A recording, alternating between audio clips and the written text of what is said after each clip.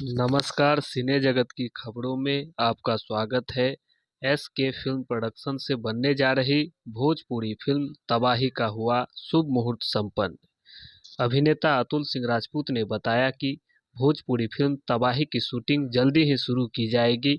उन्होंने कहा कि ये फिल्म सुपर एक्शन फिल्म बनने जा रही है।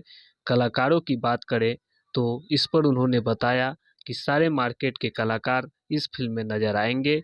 इंडस्ट्री में नए प्रतिभाओं का आगमन समय समय पर होते रहता है। एसके फिल्म प्रोडक्शन के बैनर तले बन रही भोजपुरी फिल्म तबाही सुपर एक्शन मूवी में नजर आएंगे अतुल सिंह राजपूत। इस फिल्म के निर्माता एसके सिंह हैं। वहीं इस फिल्म को निर्देशित कर रहे हैं निर्देशक दिलीप जान। फिल्म में संगीत अमन श्लोक का है। फिल्म के लेखक सुदर्शन साठी हैं। फिल्म का निर्माण खूबसूरत स्थलों पर किया जाना है। इस फिल्म में अतुल सिंह राजपूत की बेहद महत्वपूर्ण भूमिका है। नाम से ही जाहिर होता है कि तबाही सुपर एक्शन फिल्म है। इस फिल्म को लेकर अभिनेता अतुल सिंह राजपूत काफ़ी एक्साइटेड हैं। अतुल सिंह राजपूत ने कहा कि फिलहाल आप सभी दर्शक इस फिल्म को खूब प्यार और आशीर्वाद दें।